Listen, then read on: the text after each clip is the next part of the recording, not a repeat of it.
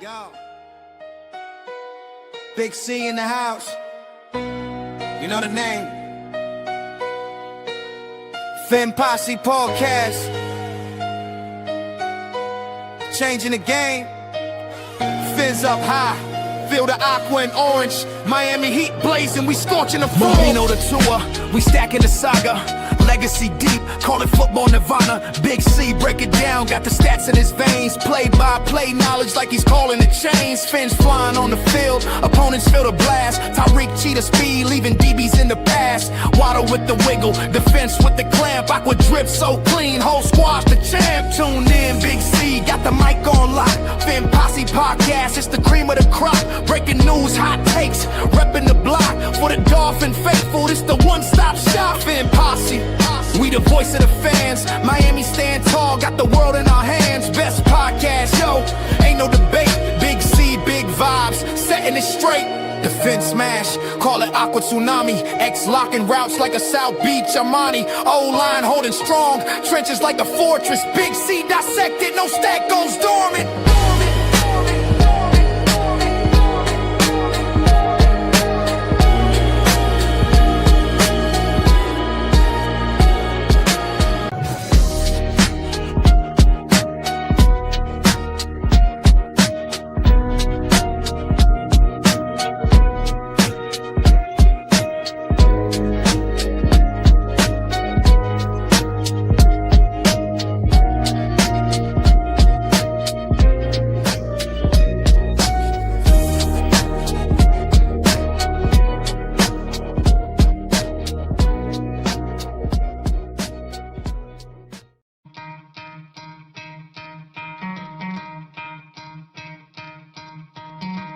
Try to play, but you're never gonna beat me. Look the other way, what I'm doing ain't easy. Bloody hands stained from the people who deceive me. Muddy hands break through the chains, go free me. Looking for change, looking for pain. Pulling a mob, pushing a train. I'll never stop, stick to a lane. Pick up the pieces and go rearrange. I'll be the best above all the rest, put me to the test. Expect nothing less, you check as I'm chess. What up, Fin fans? Welcome to another episode of the Fin Posse Podcast. I'm your host, Big C, and this is brought to you by Game Changers Media. How is everyone doing this lovely Monday morning? Oh, man. Here we go again. Another Dolphins podcast, another... This offseason is so frustrating to me because we're back at square one. For the new, how many times have we been back to this exact spot? Another rebuild, another mistake laden coaching hire and rebuild. It's nauseating to think of that we're back at the bottom. Never got truly to the top, never finished it off with a Super Bowl win, not even a playoff victory. And here we are again with a new head coach, a new general manager. The cupboard's bare. We don't have a quarterback, limited weapons. Man, it's tough. It's tough to be a Dolphins fan today, tomorrow, and in the foreseeable future. We have no idea what we have as far as a general manager. We have no idea what we have as a head coach. You can be positive if you want to be positive, and that's cool, and that's understandable. I'd love to be positive about the whole situation. But at the same time, I got to be a realist, and I've seen this story before, and, it seems like this is just on a rerun. It keeps getting ran over and over and over and over. We hire a first-time NFL head coach. He comes in and he promises big things and a change and how he's going to do this differently and how he's going to do that. And, we've yet to see it be successful. Hopefully this time is different, but, we shall see. A couple things to talk about here today. Who will the Miami Dolphins quarterback be in 2026? Obviously, it's not going to be Tua. We all expect Tua to be released, traded. Something's going to have to happen with Tua. I don't see a scenario where the Miami Dolphins bring Tua Tagovailoa back and he's able to compete for the starting position. I just think there's too much damage done there. There's too much damage. If Miller mentions Skyler one more time, I'm going to smack the shit out of him. I swear to God. Stop that. Stop it. Stop it. Stop it with Skyler Moore. Skylar Thompson. Stop it. Stop it. Jesus. You get me in this uproar early in the morning. Skylar Thompson. Garbage. Straight garbage. Straight garbage. If Skylar Thompson started that whole season, we would have never made the playoffs. Let's be real. If Skylar Thompson started that whole season, we wouldn't even sniff the playoffs. Skylar Thompson is an absolute bum. But anyway, Tua Tagovailoa, I don't see a scenario where they bring him back on this roster. You know, they got to figure out what they're going to do with him. In my opinion, the Dolphins should take the $99 million cap hit this year. I know it would be hard to do. I know it would be a struggle. It would result in us signing a lot of players for the league minimum to fill out the roster because we'd have to break the roster down quite a bit. We're underneath the salary cap right now. We'd have to do Austin Jackson a post June 1st release. We'd have to trade Minka after June 1st to clear up some more cap room. We'd have to renegotiate the contracts or extend Aaron Brewer and Jordan Brooks. But it's possible. You can make it happen. You can make it happen. And I just think for the long run of this team, I think that's what's best. I think that's what's best is you take the hit this year and you're done with it. You wipe your hands of the Tua Tagovailoa experiment. You don't want to take next year and have to deal with more dead money because of Tua. Take the hit this year. I'm under the assumption that this football team is not going to be very good this year. And I hate to throw away a whole season. I do. I absolutely do. But let's be real. What players are the Miami Dolphins going to add to this club that are going to put them in a position to compete for a playoff spot, especially in a division with the Buffalo Bills and the New England Patriots?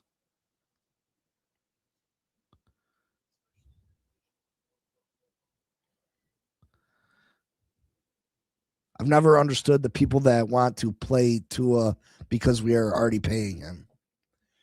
You know, the thing with keeping Tua on the roster is how are you going to explain? You're going to keep him on the roster. What are you going to put him on injured reserve? Because if you let Tua Tagovailoa compete for the starting job, Tua Tagovailoa is going to beat out Quinn Ewers. Tua Tagovailoa will beat out, I think, most players that you bring in. You got to assume that they're going to run a similar style offense to a point. Bobby Slowick was here under Mike McDaniel. Tua's got a head start in the vocab. Tua Tagovailoa is going to know the offense better than anybody stepping in. Tua Tagovailoa's issue isn't in practice. In practice, Tua looks like a god. If you've had the opportunity to listen to the Johnny Manziel and Darren Waller interview, Tua Tagovailoa looks like a god in practice. He just flips it all over the field. He doesn't have to worry about being hit. He plays carefree. The anticipation, the accuracy, it's all there. So if you keep Tua Tagovailoa on this team, how do you explain to Tua Tagovailoa? How do you explain to the fan base? How do you explain to the players that Tua has performed the best in the offseason, but he's not the starting quarterback?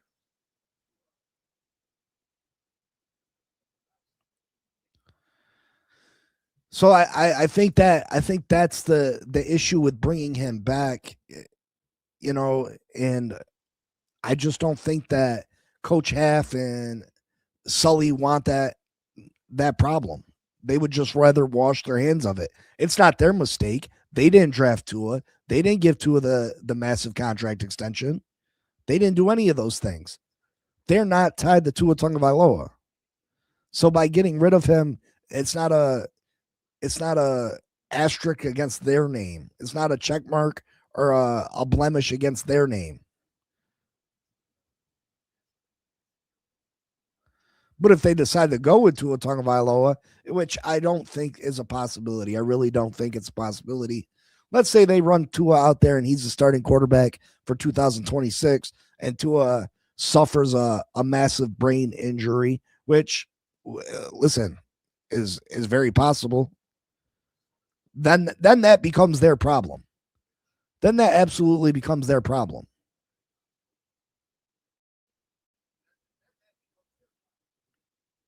So the question is, who do we have come in to replace Tua Tagovailoa?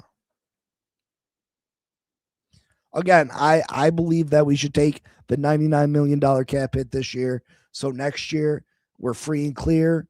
We don't have that extra $20 to $30 million of dead cap space on the back end of what we have to spend in free agency. If you want a quick turnaround or quick rebuild, similar to the New England Patriots, similar to some of these other teams that have turned it around quickly, you don't want that massive cap hit, that massive dead cap hit next year. You just don't want it. So take care of it this year. Take care of it in a year that you're already going to be bad. Take care of it in a year that you're looking to possibly be drafting at the top of the first round in the 2027 draft. That's when you take that cap hit.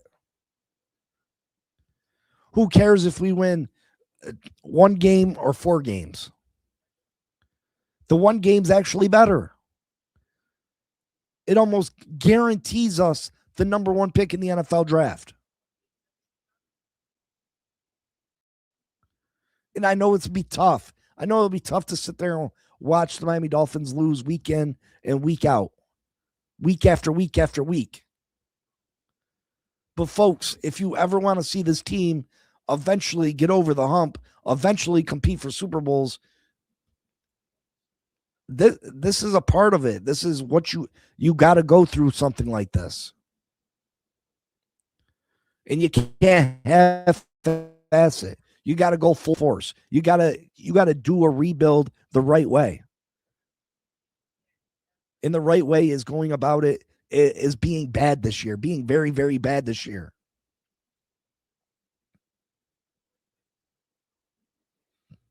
There's a lot of quarterbacks next year coming out. And there's going to be some guys you've never heard about that end up popping up. There's going to be a lot that pop up that you don't know about. But next year's draft class, we got Dante Moore, you possibly Arch Manning, Julian Sayin from Ohio State, Lenore Sellers, South Carolina.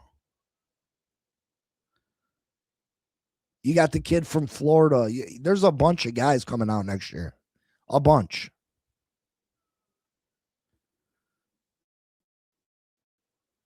And I truly believe that out of all those guys, you'll be able to find your quarterback.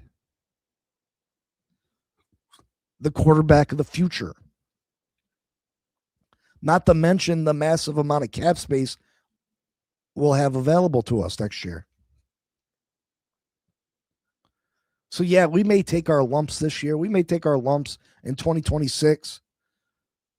But there's no reason that the Miami Dolphins can't pull a quick turnaround similar to the New England Patriots and be competing for playoff spots next year. There's no reason we can't do that.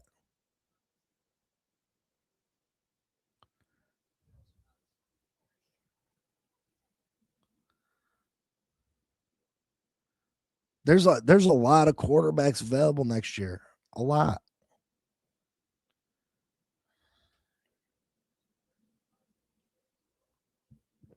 And again, there's going to be names that you've never heard of. How many years do we go into the season and, at the end of the year, you're talking about someone that nobody was talking about at the beginning of the year? You know what I mean? There's going to be names out there that jump off the page, and maybe they end up being the number one pick. It might not be any of the names I've listed, but I know the draft class next year is leaps and bounds better than this year's. You got Mendoza and you got everybody else pretty much. Now, I'm not against taking a quarterback in the later rounds of this draft. Matter of fact, I absolutely think we should. Whether it's Drew Alar, it depends. Whoever your cup of tea is, I'm cool with it. You bring someone in to compete with Quinn Ewers, because in my opinion, Quinn Ewers should be the starting quarterback of the Miami Dolphins. This year, Quinn Ewers should be the starting quarterback of the Miami Dolphins. He showed me enough last year that he deserves to be an NFL quarterback. I'm not saying he deserves to be a starting NFL quarterback, but he showed me enough in a small sample size that he deserves to be a quarterback in the NFL. Now, maybe Quinn Ewers is our long-term backup quarterback. Maybe he's that backup quarterback that sits on the bench and, he backs up our starter for the next 8 to 10 years. A la Frank Reich with the Buffalo Bills of the early 90s. You used to have these backup quarterbacks that would spend a majority of their career with one football team backing up the starter.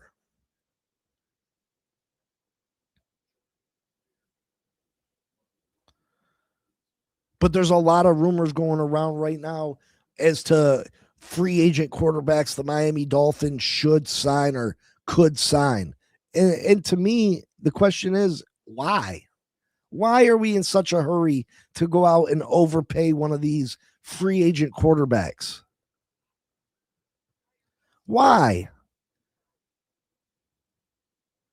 Are one of these quarterbacks going to get us over the hump? Are one of these quarterbacks going to get us to a position that we're going to be able to compete for a playoff spot? No. Malik Willis is not going to turn this team into a playoff contender. Malik Willis may win us a couple of games, but Malik Willis isn't taking us to the playoffs, folks. Not with this roster. Not the way that this roster is currently constructed. Chris Greer backed us into a corner. We're still paying Jalen Ramsey. We're still paying Tyreek Hill. We're still going to be paying Tua Tagovailoa. We don't have the roster to compete for a playoff spot. The holes that we have on this football team are huge. We need 2 starting corners, probably 2 starting safeties, another starting linebacker, 2 starting edge rushers, multiple starting offensive linemen, a quarterback, receivers.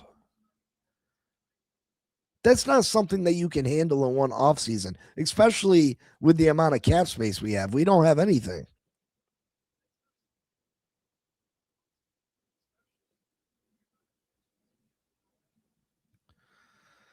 Bonnie says, I don't believe Quinn should be given the starting job. There should be a competition. You don't have to bring in a high-priced free agent, just someone with experience that could compete. Bonnie, I disagree with the experience thing. I'm okay with not giving Quinn Ewers the starting job. I'm all right with that 100%. But it has to be someone else that is young. It's got to be someone else that, if the kid shows out, he's a possibility to be the future. I have no interest in bringing in a 30-year-old, a 35-year-old quarterback that may perform better than Quinn Ewers, but there's no reason for it. He's not going to be the future. If you can't be the future, this is a time for us to go out and, experiment. This is a time for us to go out and see what hidden gems we can find. And if you can find a hidden gem at quarterback, that's wonderful. That opens up a world full of possibilities for this football team going into next year.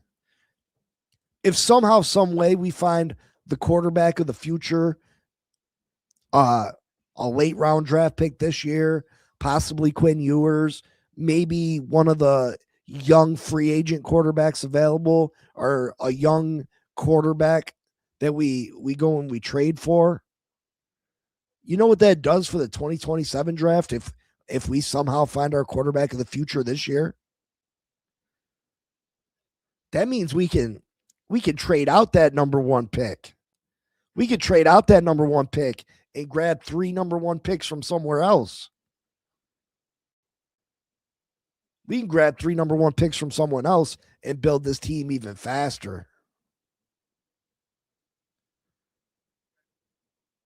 We build this team even faster. But as far as a Kirk Cousins or you know what I mean? No. A couple possibilities that I wouldn't mind bringing in. Trey Lance, still 20, 25, going to be 26 years old. Still pretty young. I still think he's got some untapped potential. Bring him in. Give him an opportunity to compete. I don't think we've seen what Trey Lance has been able to do. Spencer Rattler, 25, 26 years old.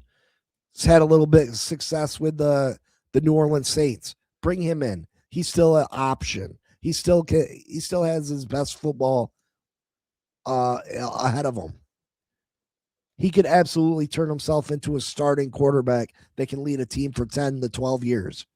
Will Levis. Will Levis, still 26 years old. Minimal success, but he's shown that at times he can play at a high level. Tanner McKee, Philadelphia Eagles, 26 years old, 6 games played. He has 592 yards, 5 touchdowns, an interception. Potential. A Stanford kid, very smart.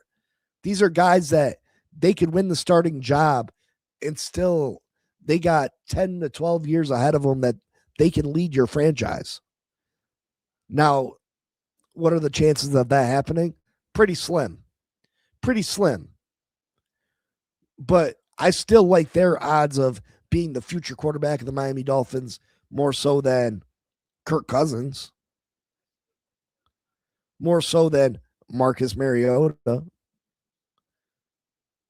What's an aging vet going to do for the Miami Dolphins? Nothing.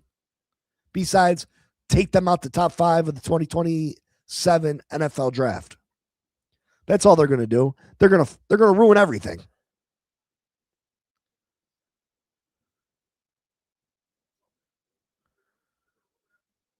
Again, those experienced quarterback, that's what your coach is for. Dan Marino's constantly in the building. We don't need a veteran quarterback. We don't need a Kirk Cousins to be coaching up our young quarterbacks. We don't need that. What up, Grandizer? Lombardo, what's up?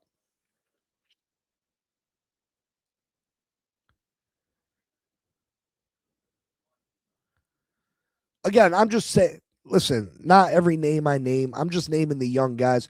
Anthony Richardson, 24 years old. Has he been horrible with the Colts? Absolutely. But his upside is tremendous. He has such a tremendous upside at only 24 years old. He's a physical freak of nature. Those are the type of guys that I bring in to challenge Quinn Ewers. And then, of course, I draft a quarterback.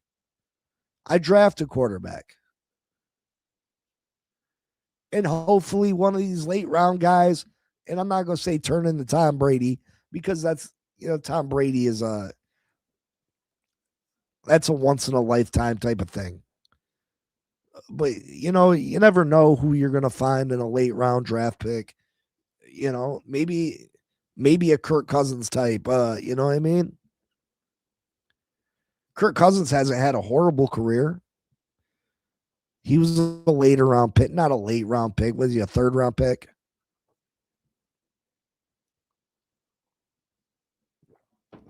I know what I'm not doing as the general manager of the Miami Dolphins. There's no way I'm bringing Malik Willis in. with his 6-game starting experience in his whole career, 6 games, and giving him, I'm hearing crazy numbers. The numbers just keep going up for Malik Willis. It started out $15 million a year, then to $20 million a year. It's getting up to $35, $40 million a year just because there's a shortage of experienced quarterbacks available.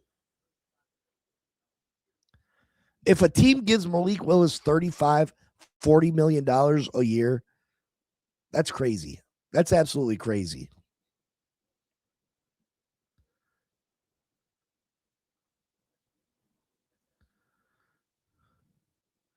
Grandizer says, Big C, I heard you mention Will Levis. Laugh out loud, man. I asked Ryder McCoven about it. The Finns tried to trade for him like over a month ago. Ryder was for it. Listen, anybody that's young like that has shown potential, and Will Levis has shown potential. He has. Why not give them an opportunity? What can it hurt? Again, this is a year that you take a chance.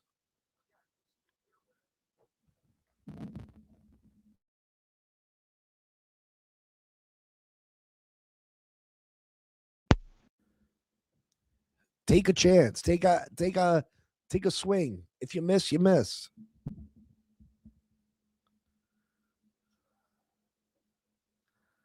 It doesn't hurt us if we miss. It just helps us get to the top of the NFL draft next year.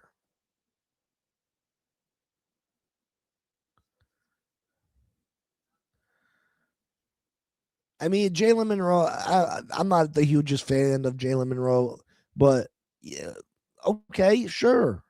Sure. The options are endless. But there's a criteria. My criteria is you gotta be semi-young. You gotta be semi-young. You've got to show some type of potential. You've had to show that you can play.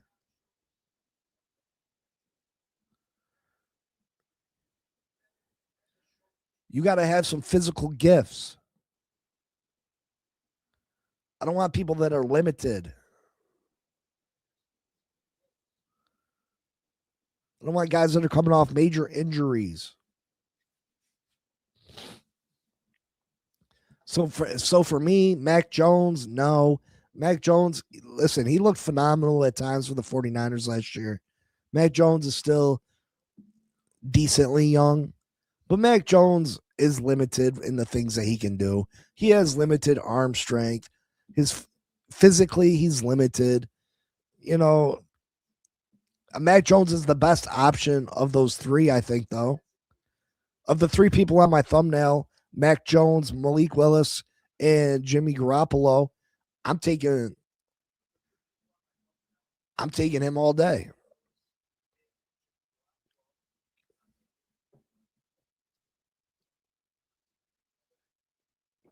I'm taking Big Mac Jones all day over the other 2. Simply because he's younger. He's younger. He's younger than Garoppolo.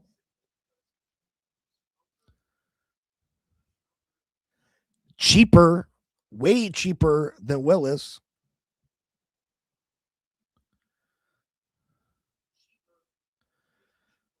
No, Anthony, I just said that I don't want no bridge quarterback. If you can't be the starting quarterback for the future of the Miami Dolphins, I have no use for you. Mac Jones don't have to be a bridge. Mac Jones is still young enough that he can play 8 to 10 seasons for you and be the starting quarterback. He's not an old man.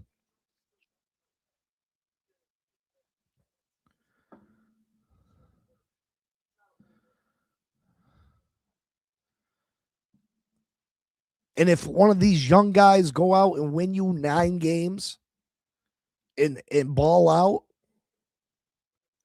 you don't necessarily have to take a quarterback next year. Now, I probably still would. Depending on what the quarterback did. Or I probably would and then trade away Mac Jones. You know what I mean?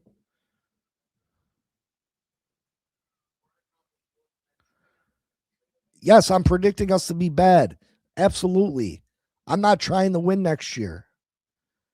I'm trying to bring in a young quarterback that has the potential to be the starting quarterback for the future.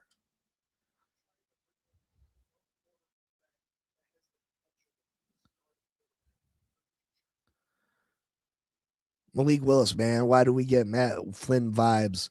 Because people want to hand out the bag for someone that started 6 games,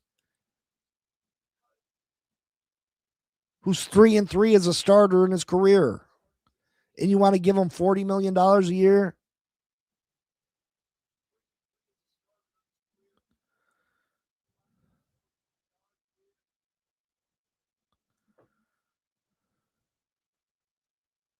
Joe Milton, absolutely. A young quarterback, got all his skill set is out of this world. What's he, 6'5", can throw the ball 80 yards? Like, Joe Milton is a crazy stud.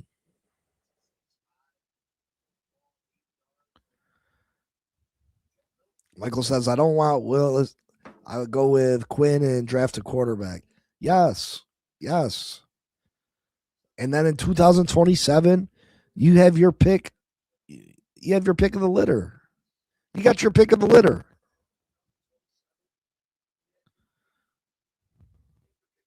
And hopefully these guys don't get stuck on that Green Bay shit.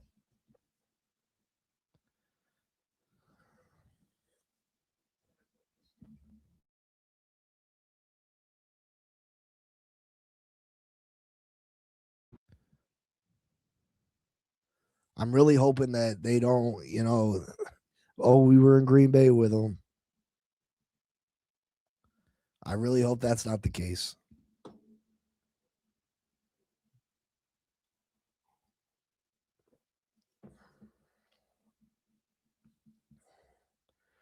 Other news and notes from the Miami Dolphins. Jalen Waddle, he was on the set with Teron Armstead. I really enjoyed the interview. Man, I like the kid. I ain't gonna lie. I like the kid. He talking about him having to step into the wide receiver one position. He was drinking his own Kool-Aid a little bit, saying, when Tyreek wasn't there, I was putting up wide receiver one numbers and this and that. He talked about his relationship with Mike McDaniel. I got the feeling that he really liked Mike McDaniel. He, you know, Mike McDaniel, regardless of how you feel about the guy, I think Mike McDaniel is going to do big things in the NFL. I think the possibilities for Mike McDaniel are endless. I think he's going to have a great season with the Chargers. I think he'll probably be a head coach uh, again sooner rather than later. I think he's a mastermind on the offensive side of the ball. I think learning under John Harbaugh will be uh, a good learning experience for him. But Jalen Waddle, what do the Miami Dolphins do with Jalen Waddle? He right now is the only viable option at the wide receiver position for the Miami Dolphins.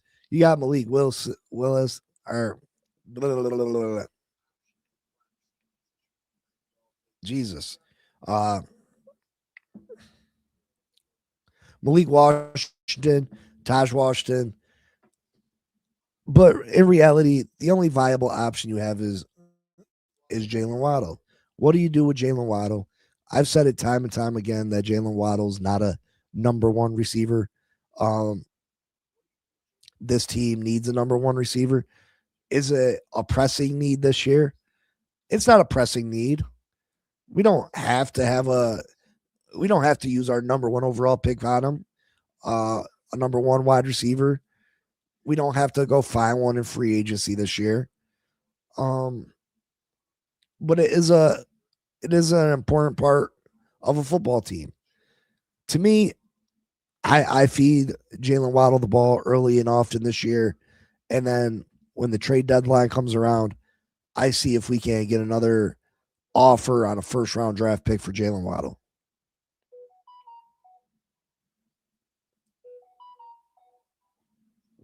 Yeah, Bonnie, I really enjoyed it too. I really enjoyed it too. Teron Armstead gives you that. He gives you a different perspective because he was a teammate of a lot of these guys he's interviewing, and I think that makes it extra exciting. Um, they're moving away from the smaller. Listen, the smaller receivers. You know, Jalen Waddle is not a huge receiver, but I wouldn't say he's a tiny small receiver. You know, I guess he's average, maybe a little bit below average, but I don't think he's a tiny receiver. But yeah, I think the Miami Dolphins messed up, and it would have been shitty to see him go to the Buffalo Bills. But we got offered a first round draft pick for Jalen Waddle. I think we messed up by not taking it. I don't know if you're going to get another offer of a first round draft pick for Jalen Waddle.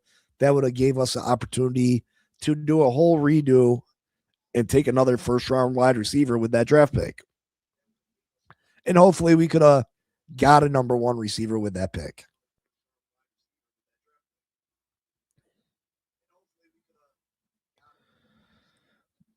Randazzer says, Big C, both Flores and McDaniel should have gotten their act together with the Fins when they were the head coach at their times. But nah, they made stupid decisions. Fans tried to tell them.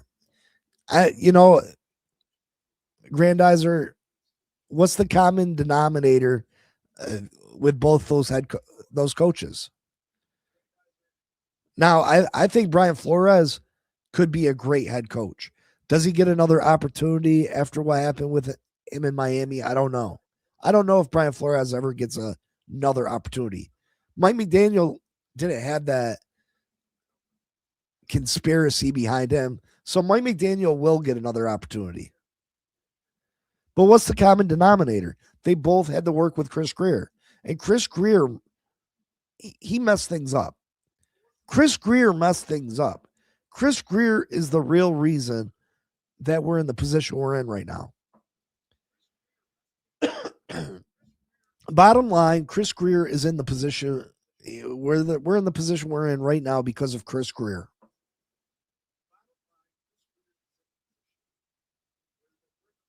It's not Wada. It's not McDaniel.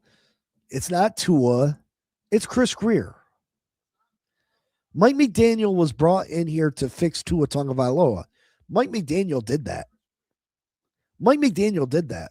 And then Mike McDaniel fought to get his quarterback a contract extension. He was supposed to do that.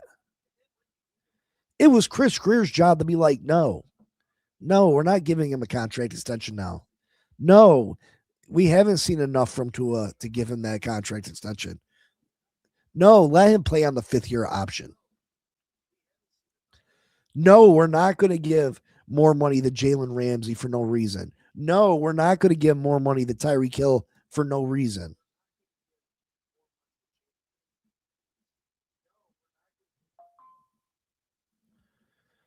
No, we're not going to take Fitzpatrick over Lamar Jackson.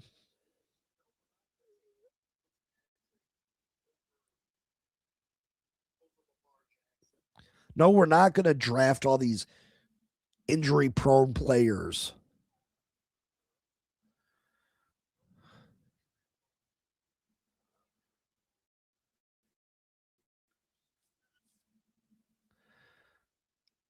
Why trade Waddle? Because he's on a team. It's not about the money with Waddle. It's about the draft compensation. I want to replace Waddle with potentially a true number one receiver. If you give me a first-round draft pick for Waddle, I can hopefully replace Waddle with a better Waddle. You know what I mean?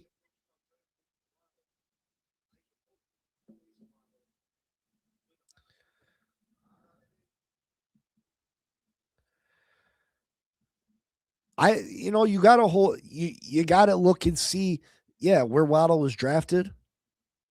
You could have had Jamar Chase. So you're going to look at it and realize that it was a bad pick by the Miami Dolphins. Let's not forget that Jalen Waddle was coming off an ankle injury when we drafted him. Surprise, surprise, right? Jalen Waddle barely played his senior season or his junior year, whatever year he came out, because he was injured most of the year for Alabama.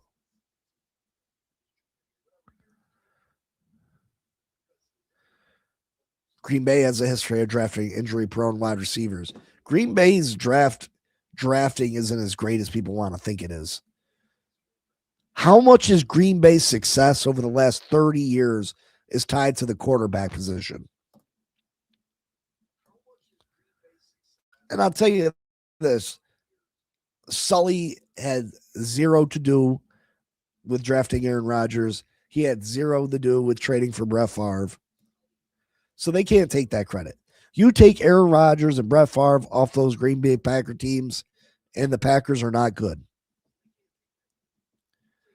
So if you look over at the overall success of the Green Bay Packers over the last 30 years, you take away them quarterbacks, and it looks completely different.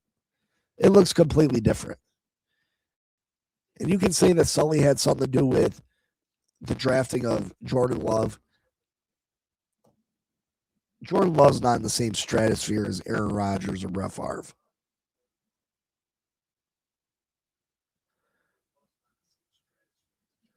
We still don't know what.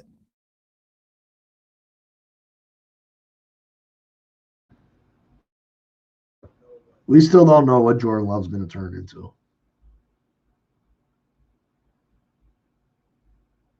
We still don't know what Jordan Love.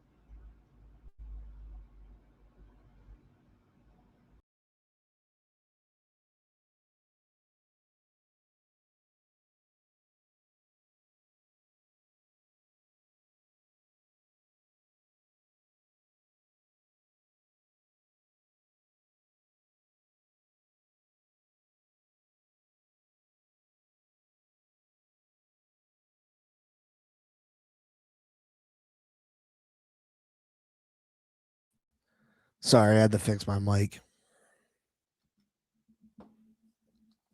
Sorry about that.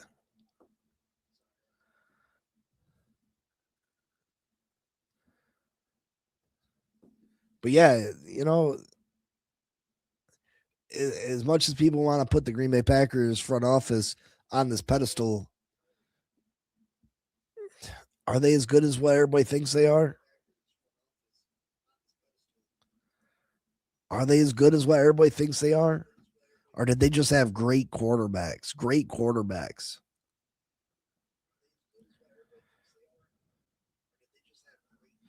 So where do the Dolphins finish this year? Where do the Dolphins finish this year? 4.5 games. Over or under 4.5 games. Right now, I think the Miami Dolphins, I'm taking the under. I'm taking the under. If you say that the over under for the Miami Dolphins is 4.5, I'm taking the under at the current moment. We have so many holes that it's just not likely that we can fill them. And you still look at moves that the Miami Dolphins may make. Minkah Fitzpatrick could be traded. There's a very good chance Minkah Fitzpatrick's traded.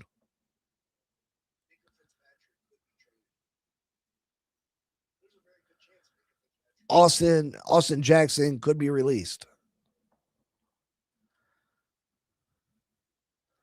Quarterback play, you know, who knows who's going to be the quarterback of the Miami Dolphins?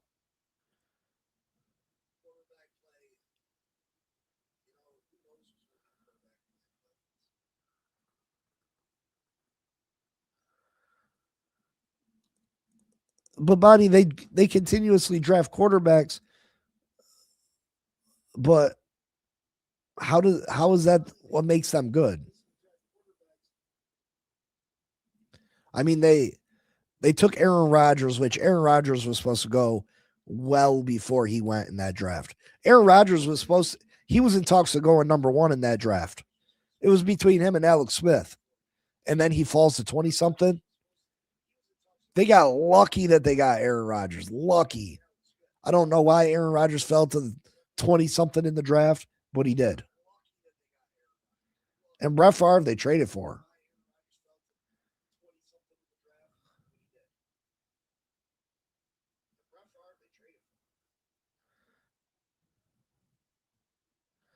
If we don't touch the quarterback position, it's yours. I say 4 of the 6 wins. Listen, we struggled to get over that last year. We struggled to get 7 wins last year. And I think this team's going to be way worse.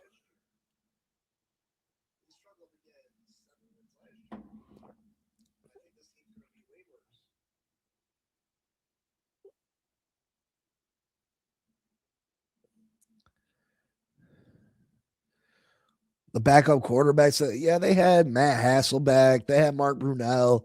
Kurt Warner was on that team at one point. But most of those were journeymen.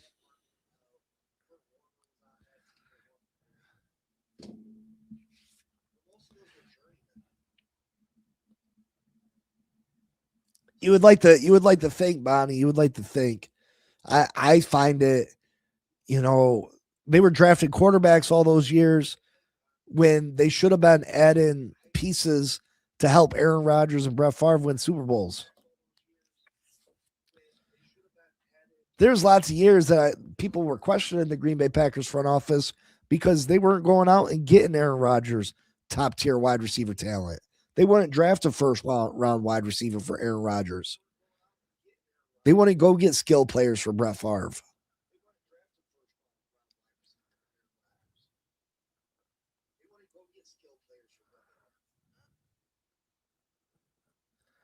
He was, Anthony.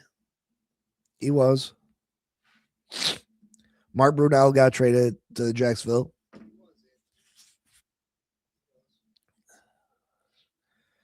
Bubble Franks. Come on, though. Raphael, Bubble Franks. You know what I mean? A lot of their receiving options were elevated because of the quarterback play. Besides maybe Devontae Adams. Devontae Adams, I think Devontae Adams would have been a star regardless. But other than that, I mean, Antonio Freeman, Robert Brooks, you know what I mean?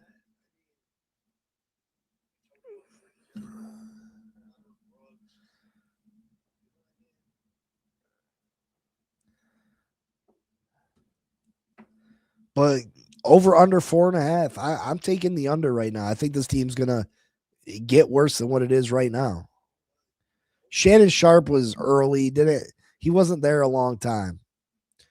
Shannon Sharp was a star and then he got hurt. But that was the early 90s. So he might have played a year or two with Brett. Maybe 3.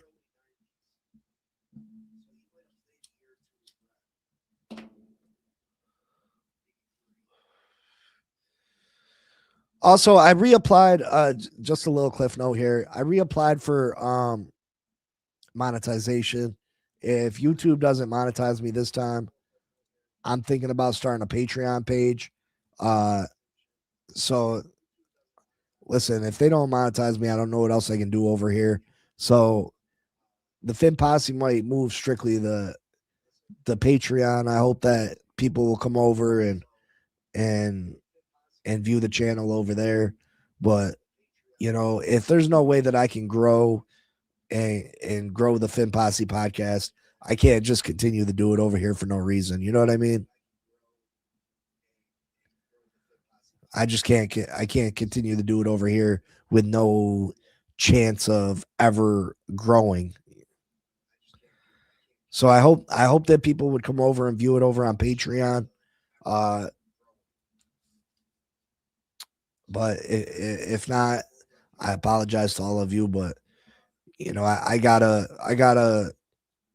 can't stay here and be stagnant. You know what I mean?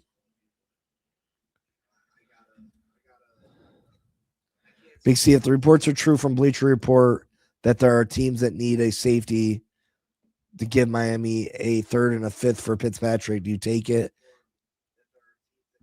Do you think it's really worth that much capital? Yeah, if we can get a third round from Fitzpatrick, I'd take it. It saved us $15 million, I think. I'd take it.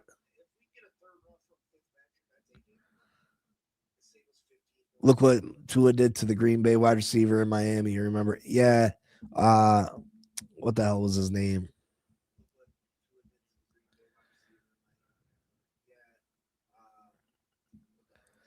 Google wants that money. Nah, I ain't paying them crap. We talking about Google? Is Patreon Google?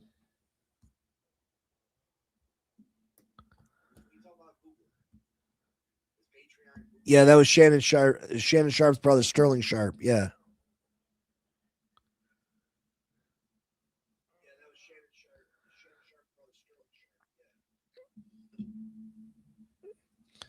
Nah, Patreon. I don't think so. I think Patreon's similar to this. I think.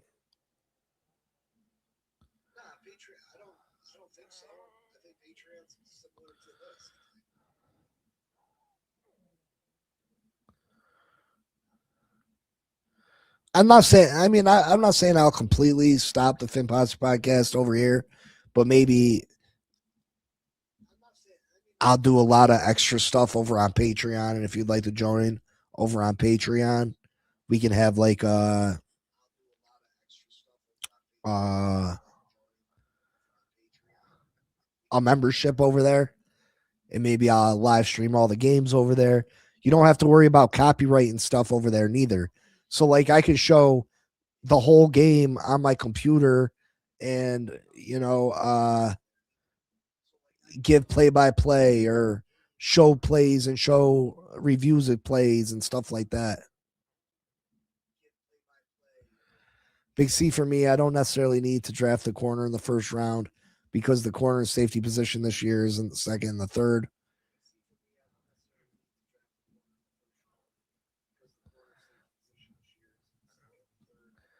Oh yeah, Grandizer. They sure like I don't know what the issue is. Miss Finn's got monetized. All these other people got monetized. I didn't do anything wrong, and yet they. I don't know. I don't know.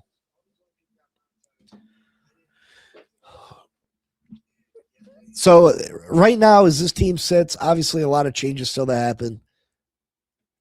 Over under 4.5, and you can predict what's going to happen.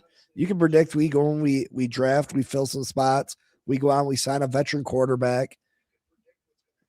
But for the most part, I think this team's going to take a massive step back this year. You're not going to have Bradley Chubb. You know what I mean? You're not going to probably have Rasul Douglas. Although I'd love to have Rasul Douglas back. Rasul Douglas had a great year for us last year. I think there's a good chance you don't have Austin Jackson. Austin Jackson missed a large portion of last year. Can Bobby Slowick do the wonders that Mike McDaniel did with that offensive line last year? We shall see.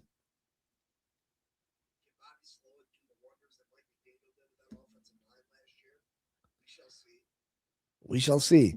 Darren Waller's probably not going to be back, and I know he missed quite a bit of time last year, but when he did play, he was phenomenal.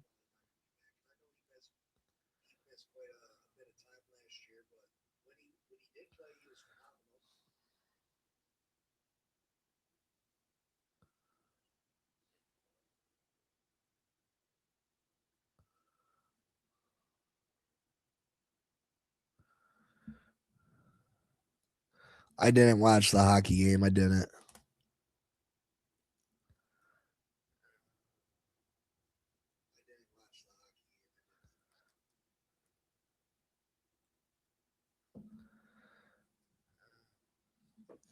But yeah, I'm saying under 4.5.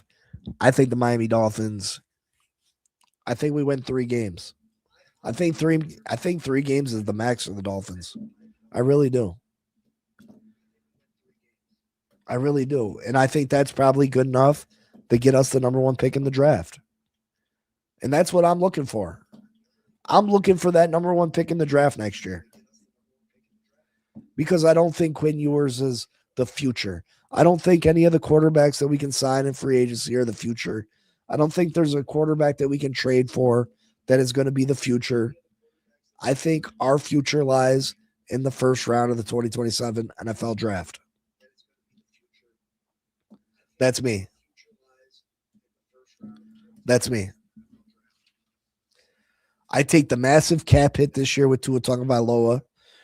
You can, I think it's hard to know what the real cap. Does anybody know how much we're under the cap right now? Because one site says this, one site says that. One guy says this, one guy says that. It's hard to know. Does anybody know what we're under the cap right now?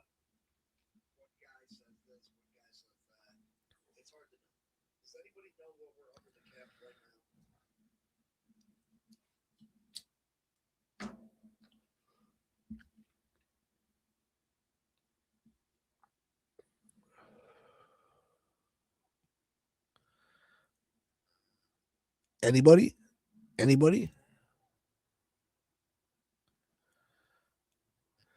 Raphael, if you know somebody, I just reapplied. I don't know what I'm doing wrong.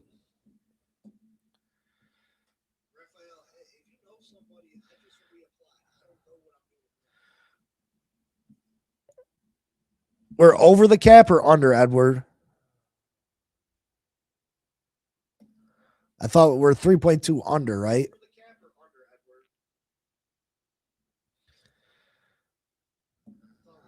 So let me pull this up real quick.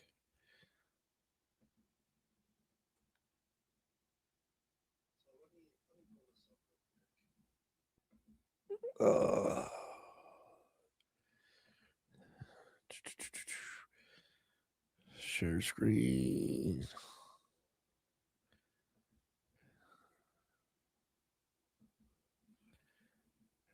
Okay.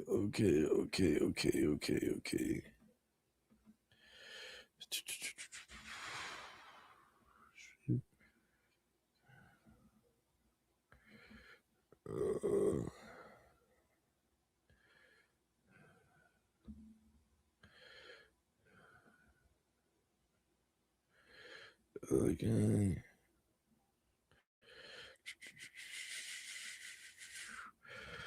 All right. It says we're 3.181 under.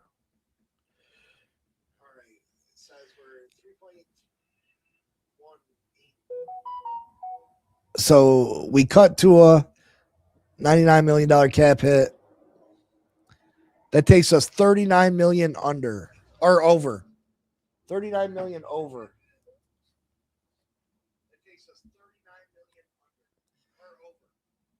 Now I'm not gonna miss with Aaron Brewer or Jordan Brooks's contracts, but you'd have to give them contract extensions. That would save another $10 to $12 million by giving them contract extensions. 10 to 12 million. So take the 10 to 12 million off of the 39. That takes us to like 27 million over. That takes us 27 million over. You caught Austin Jackson, post 6-1, submit. You trade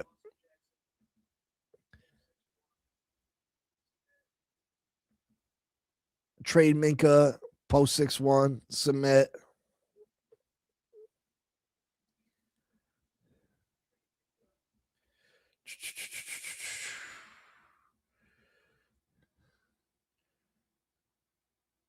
Caught Alec Ingold. Caught Jason Sanders.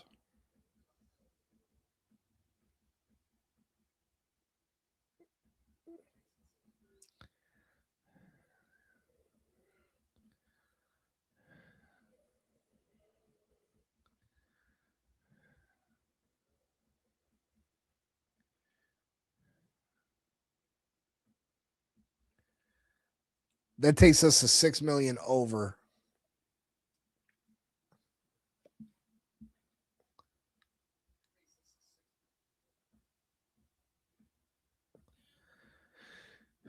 Maybe renegotiate Jalen Waddle's contract or Zach Sealer's contract to free up the rest.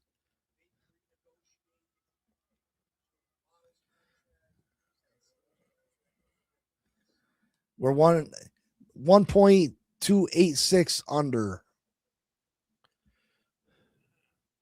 Or if Bradley Chubb is a post June 1st, that takes us to 14 under. You need 10 to $15 million to sign your draft class. And then everybody, only the top 51 contracts count against you in the salary cap. You fill out the rest of the roster. You fill out the rest of the roster with league minimums. You fill out the rest of the roster with league minimums. It's over the cap. It's over the cap, Dean. Zach Sealer ain't saving you no money this year. Zach Sealer ain't saving you shit.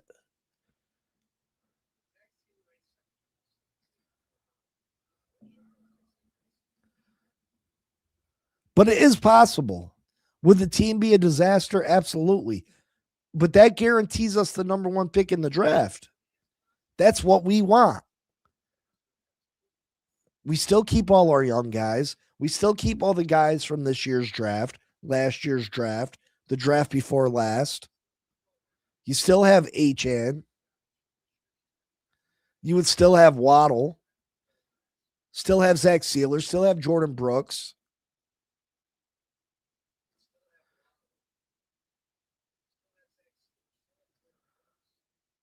Still have Patrick Paul. Still have Aaron Brewer.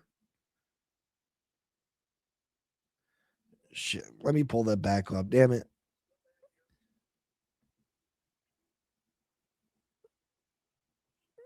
I wanted to show one more thing. Let me bring it back up. I wanted to show one more thing.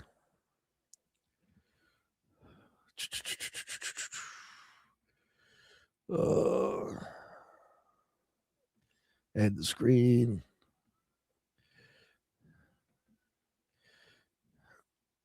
I gotta knock all these back out again real quick. So submit. Bradley Chubb. Post submit. Minka trade. Post 6-1 submit. Austin Jackson.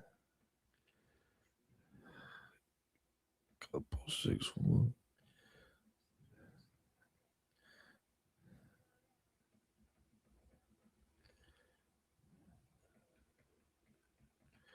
We're going to cut Alec Ingold, cut Jason Sanders. That would leave us 14 under. And don't forget, we did add on the Aaron Brewer and the Jordan Brooks contract extensions that will give us an extra 10 to 12 million. That would leave us with $26 million under the cap. 26 million under the cap. That's taking that whole hit on Tua this year. Now let's look at 27. We don't owe Tua nothing. We owe Tua nothing. Look how much cap space we got for next year. 188 million. 188 million we have next year.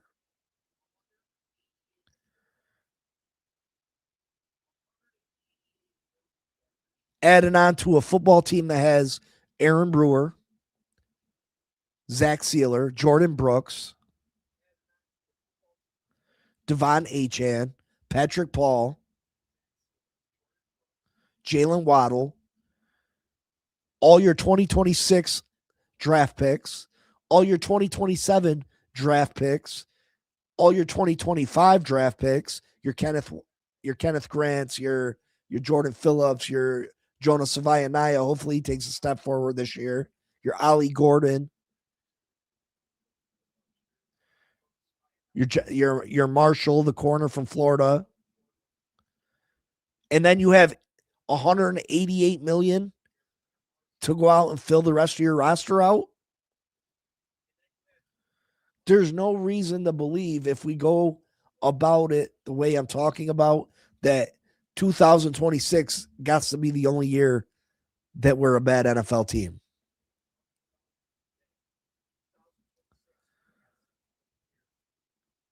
There's no reason if we go about our business and we have a successful draft this year and a successful draft next year, and with $188 million in cap space, we can't be competing for playoff spots in 2027.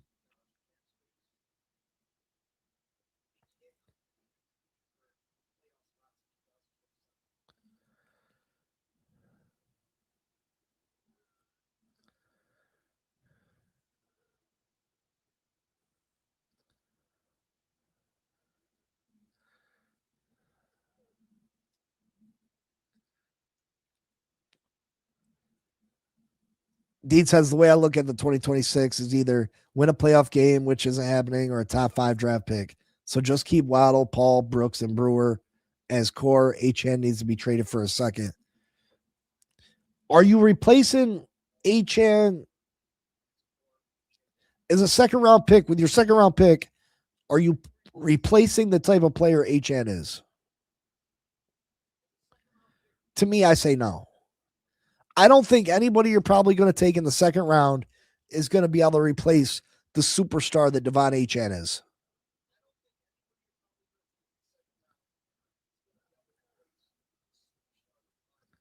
So I'm not trading Devon HN for a second round pick. HN is a superstar. He's a game breaker. He is a playmaker.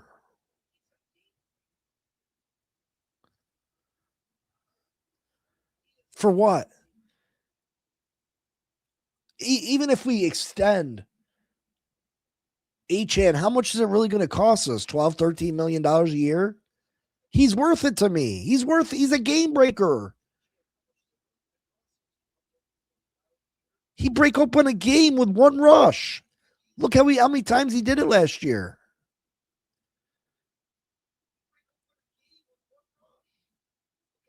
He's going to make less money than Jonathan Taylor, who just led the league in rushing. Jonathan Taylor makes $14 million a year. There's only 2 backs that make $20 million a year. Christian McCaffrey and Saquon Barkley. If you give him his contract extension the year early, like they should do, you're going to be able to settle with him for less money. If you wait till next year, when he's going to be a free agent, yeah, he's going to want it all. But if you offer him a deal this year and say, hey, you're the 5th highest paid running back in football, he's going to take it. He's going to take it. And $12 million is not bad.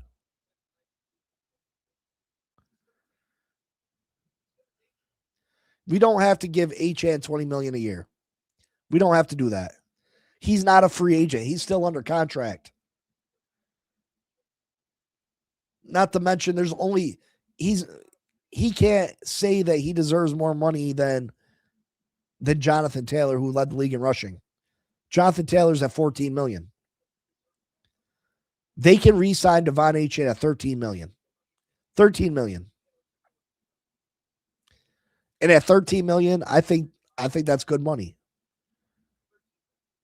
I'm not saying I'm re-signing him 2 more times.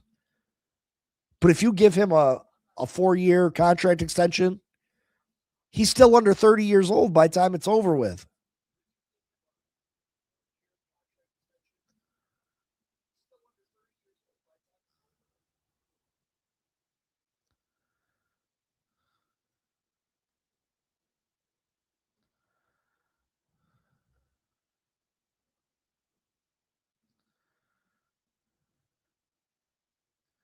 That's not true, Dean. I'm looking at it a 1-year rebuild. Yeah, we're going to have a bad year this year.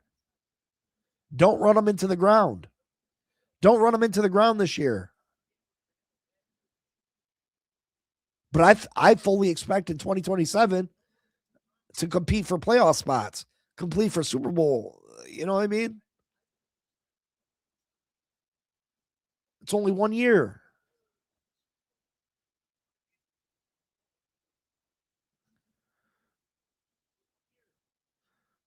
Okay, but he didn't lead the league in rushing.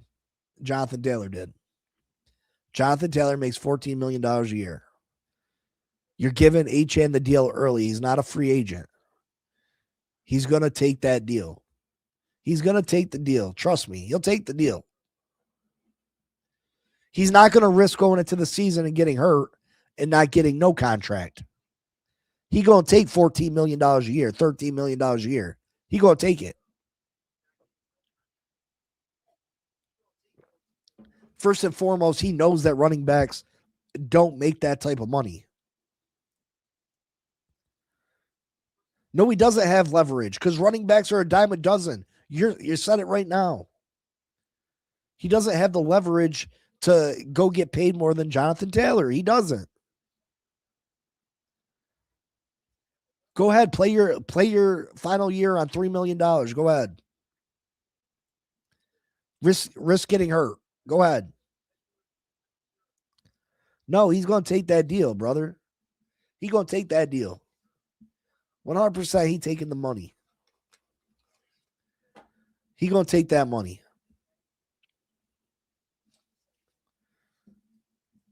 I think the Miami Dolphins, if they do it properly, they do it correctly, they only got to be bad for 1 year. 1 year, that's it. Well, will Devon Achane be 26 years old, 27 at the oldest? How old is Devon Achane right now?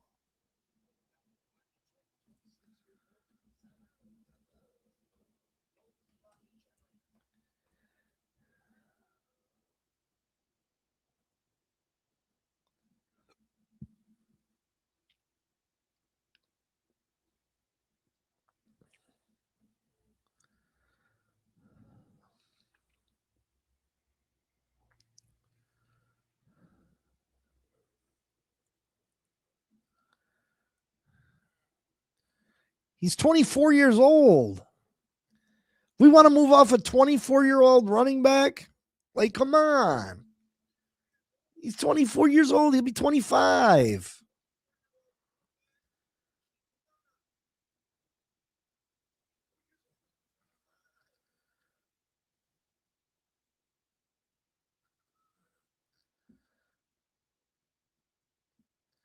JT is a true running back. HM can line up in the slot.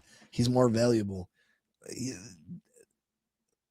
used him in the slot a lot because of Mike McDaniel's offense.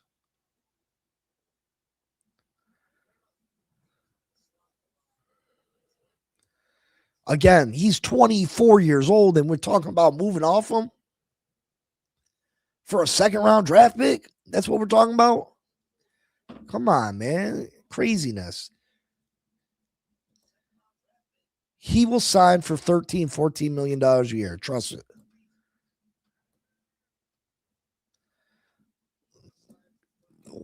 Just because he was Super Bowl MVP, he's not going to reset the free agent market for running backs. Running backs are a dime a dozen, just like you said.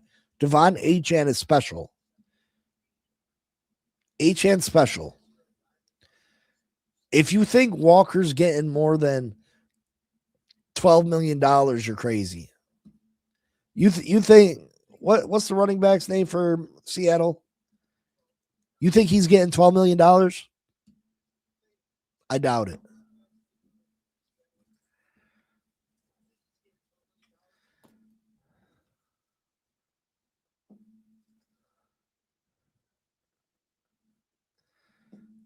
Now, a first-round draft pick, maybe. But still, Achane's 24 years old.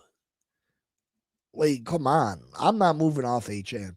I would question moving off him for a first. But a second, a third, hell no. Hell no. It makes no sense. You got a 24-year-old superstar, a game breaker, a game changer, a game wrecker, and you want to get rid of him? You hope you find players like Devon Achane. Why get rid of them? Why? Achane is better than Walker. 100%, Bonnie. 100%. Walker's good. And he definitely stepped up last year. He's a good running back. Yeah, Achan's super young. He's super young. He's a superstar. He's been doing it since he was a rookie, too. He had 800 yards his rookie year and played like 9 games. He was making people look ridiculous his rookie year.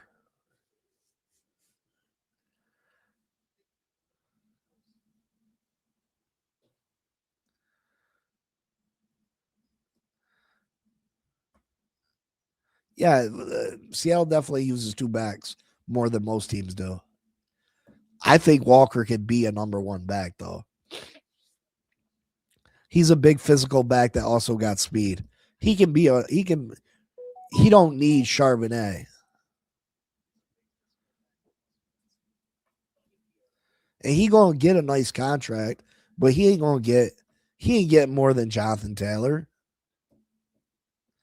Jonathan Taylor catches the ball out the backfield too, though. Let's not get it misconstrued. If the Dolphins follow my blueprint, which they probably won't. They won't go about it the smart way, the intelligent way. But if you follow my blueprint, you can turn this around in 1 year. You can turn it around in 1 year. As long as you draft, if you have successful, and we hear about how good they draft, we hear about how good the Green Bay Packers draft is. If they draft successful in 26, we get our quarterback in 27 and have the rest of the 27 draft be really good too.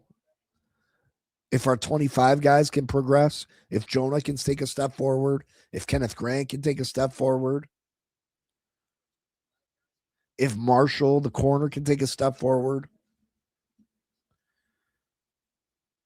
and with $180 million in cap space, at the very least, you can be competing for the division. At the very least, you can be competing for the division.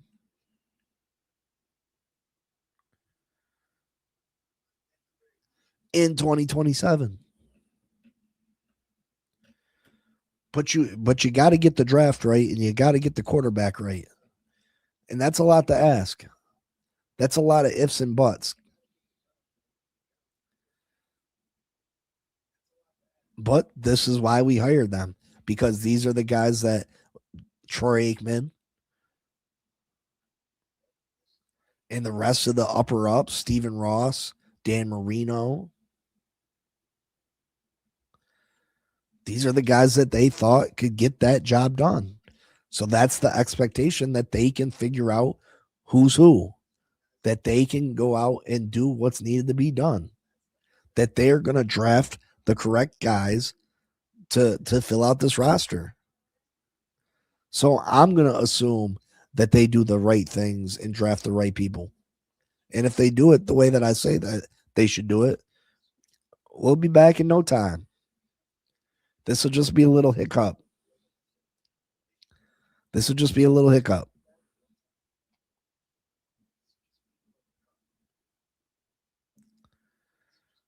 I'm all right with trading down from 11 depending on what we're getting offered, depending on who's available. If there's a top tier guy available at a position of need for us, you draft him. You don't, just because you have more picks doesn't necessarily mean better. If there's a guy that you can't duplicate later in the draft with who you can take at 11, no, you don't trade down. You never know who's available at 11. Maybe a Micah Parsons type player. You're not going to get that later in the draft, chances are. It just depends. It depends who's available.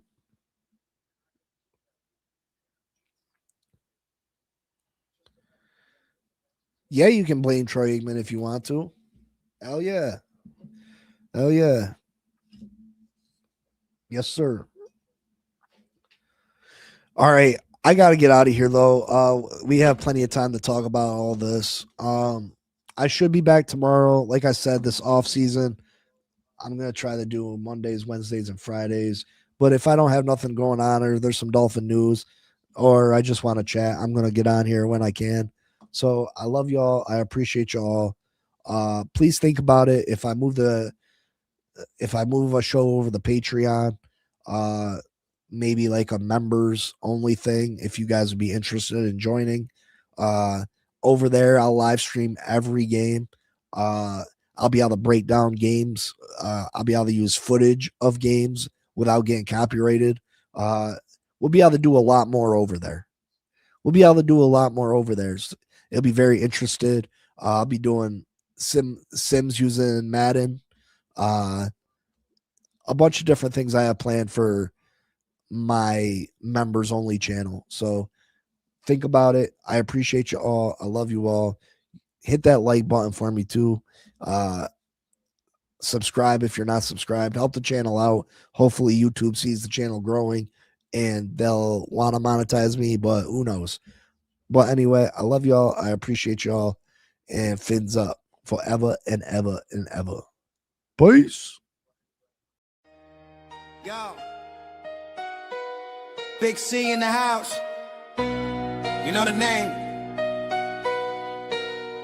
Fin Posse Podcast.